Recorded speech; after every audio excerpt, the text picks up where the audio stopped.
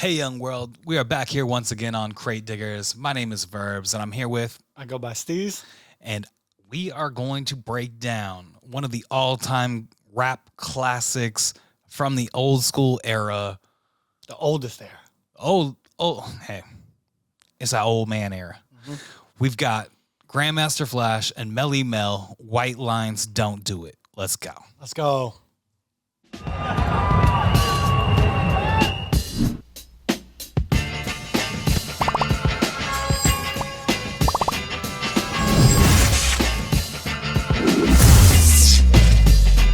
Crate Diggers. All right, we pulled out this 12-inch single here. It doesn't have a cool cover for it. It's a generic cover, so we'll just talk about what's here on this vinyl here. It's Grandmaster Flash and Melle Mel, 1983. It's almost 41 years old this month, actually. White Lines Don't Do It, which is it's an interesting like cocaine. That's right. Era track. This is very much a cocaine at its peak right here. 83, it's everywhere. 83, crazy. And then we have Sylvia Robinson, which is an insane name to be dropping here. Sylvia Robinson, if you're not familiar with Sylvia helped start Sugar Hill Records. She's also a talented artist in herself. She has Very some, much so. Pillow Talk. There's an all-time Jay Dilla sample that she drops. Her band was incredible. Got real breathy, sexy style to her. And so she gets credit on here, which is pretty impressive to be getting credit on this this early in this era. Even crazier than that is that when this song comes out, Grandmaster Flash and Melle Mel aren't even like doing shit together anymore. Sure. And Grandmaster Flash is like trying to sue Sugar Hill Records. So like we're already in the shit. And we can even get into the sampling ideas. Like, so this song, it samples a song called Cavern from Liquid. Okay. And they end up getting in trouble for not clearing this sample too. So like we get straight into the issues of hip hop. Like in 83, in every era we have these same issues. Exactly. And they did in 83 already. And so it immediately is and they're using a lot of the track. Like, let's be real. They're generously using the track to come up with this anti-coke song. Although, it's also apparently it was originally intended to be like a kind of celebration, like tongue-in-cheek, oh yeah, we're in the coke era, but they add "Don't Do It" to this to kind of focus in on the like anti-drug message that starts to creep out in this era. Right. This is New York City. This is a 1987 pressing, so it's been out for a few years after that. I picked it up probably in, 2003, 2004. It's a Canadian pressing, so it's got an interesting mix on here. It's got the original mix, it's got a street mix, and then it's got a UK mix. Street mix, you kind of get straight into the beat, jump past the stuff that you might know from the beginning of the song. UK has a little bit more of a techno vibe to it. So we're going to get a little more drum machines and stuff on it too. Yeah. So also a notoriously long song. I don't know if we'll run the whole song. We'll maybe not. But yeah, at least we need to experience like most of the layers that come in. And he was a master, no pun intended, at just like dropping breaks on top of each other and creating something completely fucking different. And again, this is another artist that you and I had a chance to connect with at one point. He came to Portland and did a speech at Portland State University. That's right. My alma mater, go Vikings. Yep. And I went with you, and we just essentially like got a history lesson from Grandmaster Flash and scratching and DJs and breaks and what started it. Yeah. Like how what his setup was, what the turntables were, what the mixer was, everything. And he talks about, sitting in his kitchen, mixing in the kitchen. What do you remember from that? From that lecture specifically, it just felt like I was looking at somebody who, realistically, without him, we just don't have what we have today. Yeah. And his ability to communicate, the way he was, like I told my brother before the recording, he was saying things like, I would manipulate the records and things so specifically unique to him in creating the ideas that we came up with for DJing and how to play the breaks and where the breaks came from, why they were used at parties, why they were layered the way they were, and how he made these songs specifically. It was a masterclass lesson in understanding kind of the craft that we both share and loving DJing since we were teenagers. I think the thing I remember most is the way that he moved his hands was so precise and exact that you're like, that's exactly how you didn't need do. a turntable in front of you to understand exactly what he was doing. Yeah, it was like with the fader, with the hands. Yeah, with the hands and the fader, it was in the air, but you could tell exactly that's how you do it. So, and even demonstrating, he was, I mean, man, he was. I just got to say, he's probably one of the greatest mixing DJs of all time. So we'll get into this one right here. This is a absolute hip hop classic. We'll break it down. If you know the breaks, this is one. All the breaks, and has that great bass. Yeah, and one of the best bass lines you can hear. All right, let's get into this one here. We got White Lines, Don't Do It, 1983, almost 41 years old. Let's throwbacks. Great dig it. Fun, baby. Fun, baby. I love the long intro version. It's got so much feel to it. Oof. You hear the sniffs. There's like a tremolo effect right there. They're doing a tremolo on the bass. Okay, bring in the bongos. And we've heard the original record. There's a lot of layers added onto this. Freeze!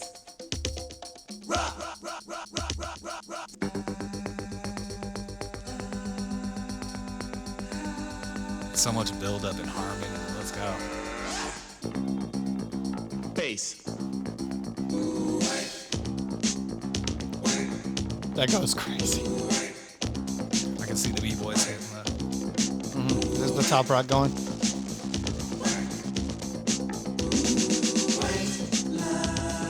Vision, dreams of passion. And all the while I think of you.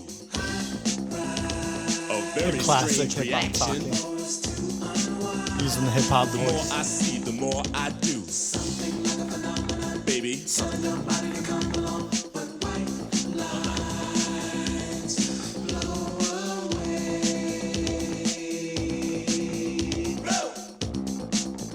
The quality of the record is crazy. Ticket to ride, White Line Highway. Tell all your friends they can go my way. Pay your toll, sell your soul. Pound for pound costs more than gold. The longer you stay, the more you pay. My white lines go a long way, either up your nose or through your vein. With nothing to gain except killing your brain. They went against it.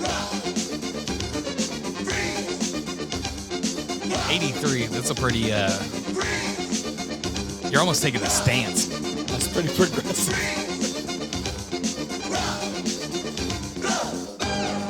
Higher, baby. Get higher, baby. Get higher, baby. And don't ever come down. Rock. There's so much movement to it.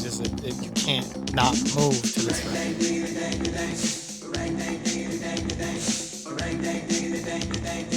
Big How many references big do we have? sniffs in there. Yeah.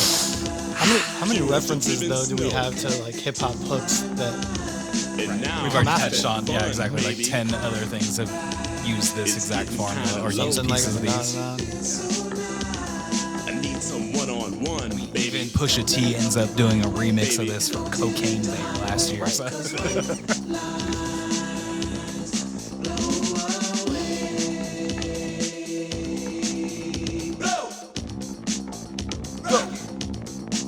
It's crazy that hip hop starts off this edgy. Painted pure and white. A multi-million dollars. Almost overnight. Twice as sweet as sugar. Twice as bitter as salt. And if you get hooked, baby, it's nobody else's fault, so don't do it. Don't do it. This is our second anti-drug record that we've dropped on this. Way back in the 80s. It was the Just Say No era. I mean, cocaine starts going bad around here too. So Shit's baby. getting worse for people out Get there. higher, baby. Get higher, baby. And don't ever come down. That free bass. That's Got a the crazy sniff. bar. That's a crazy bar. Using the sniff is wild. Don't you get too high, baby. B-Boy's still going right now. Me on and on. I think that's why it works so perfectly. My temperature is Never gonna rising. end. It's such a perfect. Well, the congas or the bongos add that perfect little element. Gonna do some It's time. a good pace too. He got Again, out 3 upper, years from and now then just to commit more baseline never crime. quits. It A just businessman never is fucking caught with 24 kilos. He's out on bail and out of jail, and that's the way it goes. All right, so this is actually a reference to John DeLorean. All right, so do you know John DeLorean? No. So John DeLorean is the guy who creates the DeLorean car. Oh, sure. So the original Cybertruck for all you young chappies out there. You got the stainless steel body on it. So he gets busted in this era for cocaine, and he's getting a different type of sentencing than, of course, they would be giving to the black cocaine users in New York. So this is a comparison moment. But let's drop this John DeLorean line again. Let's go. He's caught with 24 kilos. He's out on bail and out of jail, and that's the way it goes. K. Sugar. K. Sugar. K. Athletes rejected. Governors corrected. Lynn Bias. Gangsters, thugs, and smugglers are thoroughly respected. The money gets divided. The women get excited. Now I'm broke and it's no joke. It's hard as hell to fight it. Don't buy it. Free. It's really like it's struggling with saying it's good and bad.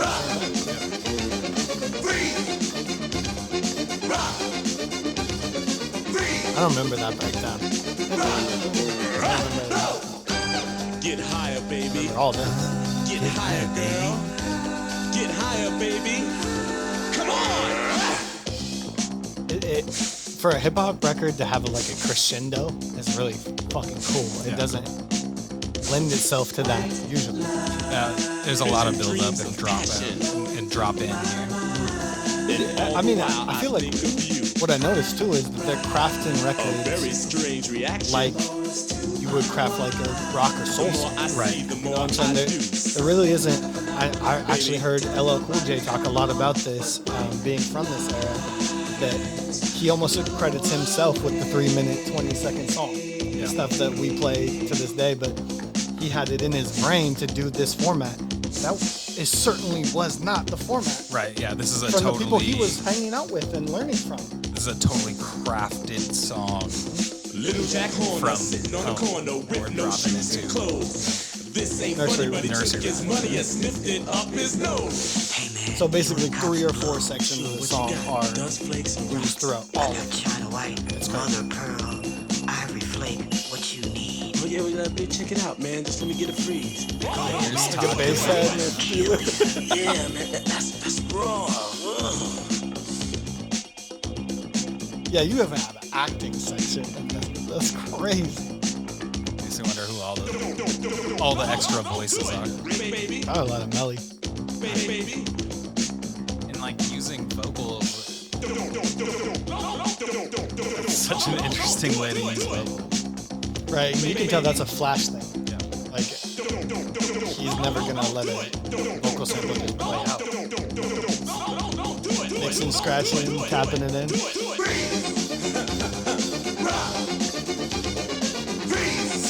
That is something about this record. It's like, I can't tell where every sound is coming from. Is this a band? Is this someone mixing in another sample? Is this a drum machine? Is this a synth? So I think they're sampling the Sugar Hill Band covering that song. Cavern by Liquid Liquid. All right. So, That was nuts. ooh, That's a long one. it's long, it's big, there's so much going on in it. You have build up, you have one of the most classic beats, you have this, driving bass, you have the bongos in there, you get So many refrains too. A lot of like hook type refrains that Yeah. I mean, it's really interesting to like hear this era of hip hop now where there all those like kind of cliche words or cliche things that were said throughout the 80s and early 90s are like used to enhance the record so much for its energy, like free bass. That it really works real well with this era when they the combination of sounds, it works so well. I mean, it's interesting that they're the ones who develop it, because it's like, where does that come from? Whose personality is the one going huh, huh? You Yeah. know, is that Melly? Is that I don't know. I mean, I think that, yeah, it's interesting because you have these defining sounds and styles of voice that like come out of this era. What is it that who begets who? Yeah. I guess is the question. like who started that? That's my question, is who started to put that on records with that voice? I mean, maybe that's how they did it at parties too, and it was already known that that's how you rap or that's how you talk over a hip hop beat. This is such a weird era because so much of the like Sylvia Robinson is, at least for the Sugar Hill Gang, is like getting other people to do verses written by someone else. So it's like there's so many things that hadn't been defined in how things were done in hip hop, but yet we're still starting to really quickly define some things. And this is clearly like a bigger, more produced record. It feels like an amalgamation. Like it feels like so many things that were the ideas of hip hop were all on that track. Well, and like you there's have- a lot of like you said, undefined ways to make a record, but like it there's so much movement, emotion, and thoughts to what they're saying too. Like it's all there of what's in a rap record, but man, it's like 7 minutes. You know, it's a Yeah. Well, it's a natural progression of disco, right? Because disco's, you've got these songs that are 6-7 lengthy minutes dance long, songs. Yeah. and they're pretty repetitive, but like are for cocaine dancing. Let's be real. Oh yeah, endless energy dancing. Yeah. So this is almost the natural progression of taking that 7-minute long song, the repetitive beat and danceability, and now it's a reaction to disco and cocaine Yeah, and you're the right. things that come with it. Anyway, it's really, I mean, it's about as classic a hip hop song as there is. Yeah. It's probably going to be one of those songs that would be listed as like essential songs for hip hop. And like you said, you're setting up other more, not more popular songs, but like other popular songs as well, like Phenomenon from LL and all that. Yeah. I think for bopability, I'm going to just drop it in for me. I mean, I know I could play this for any kind of breakdance crowd. Oh yeah. It also just has a timelessness with that beat that I don't think will ever not hit. Oh, and Sylvia Robinson records, they sounded like they were mixed by the industry standard. The cleanliness of each instrument and the separation of each sound and their range. You can hear the bass clearly. You can hear the kicks clearly. You hear that snare clearly. There's no muddiness to anything. I feel like that shows you the type of engineering and producers that she had working on these type of things. Because for something to sound so, there's no fuzz, there's no nothing, and it's 83 with a hip hop record. You would assume somewhere with the sampling or somewhere that you're getting a lot of crisp. fuzz. Yeah, that you're getting at least some of the distortion that comes with like making early records, and which carried all the way over to like 94, 95. They still were having those type of sounds and their samplers, but I don't know, something about Sylvia Records, it just sounds timeless. So we have knocked out yet another classic here on Crate Diggers. We are here at the We Out Here creative space. Thank you to Mac, Amber, Caso De Niro, everybody else out here. Check out We Out Here. Check out the thesis. That's right. And all the things that we do here in the city. Shout out to my brother Steez and Another everybody good out session, here. Verbz. It's been beautiful rocking with you so far. And now we just need to pick the next record that we're going to get into for the next episode.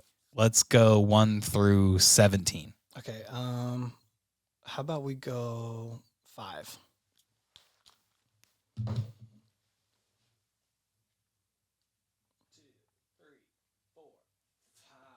All right. Now, You can go ahead and break out your joints, bongs, and whatever smoking utensils you need because we get high. We get high. Holiday styles from the Locks, Good Times from the Gangster and a Gentleman album, Rough Riders Records. It's a weed smoking anthem. All time great weed smoking anthem. Shout out to all the cannabis heads. We love y'all. Thank y'all for rocking on Crate Diggers. Blaze One Green Team. Be back next time. Let's go. Peace, Crate Diggers. Subscribe.